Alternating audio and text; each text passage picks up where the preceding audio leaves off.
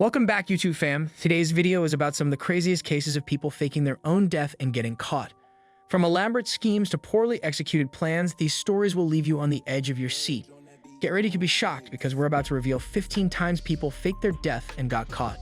But before we dive in, make sure you hit that subscribe button and turn on notifications so you never miss a video. And if you enjoy this content, give us a thumbs up and leave a comment below telling us which story you found the most mind-blowing. Alright, it's time to buckle up and get ready for some wild stories. Let's jump right in. Number 15. John Darwin. In 2002, the British man faked his own death in a canoeing accident and collected £679,000 in life insurance money. However, he was caught 5 years later after being spotted by a photo in Panama. Number 14. Ken Kesey. The American author faked his own suicide in 1966 and fled to Mexico to avoid being arrested for marijuana possession. He was caught 2 years later when he tried to re-enter the U.S. Number 13. John Stonehouse. The British politician faked his own death in 1974 by leaving his clothes on a beach and flying to Australia. However, he was caught when his fingerprints were found on a hotel registration card. Number 12. Samuel Israel IA.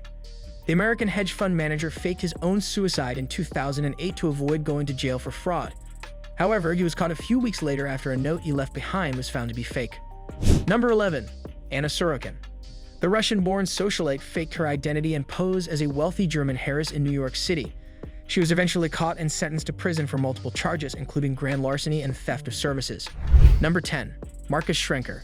The American financial advisor faked his own death in a plane crash in 2009 to avoid being arrested for fraud. He was caught a few days later after crashing his motorcycle. Number 9. Kenyon Jones. The American man faked his own death in a car crash in 2007 to avoid going to jail for sexual assault. However, he was caught when he applied for a passport using a false name. Number 8. Hugo Jose Sanchez Vasquez.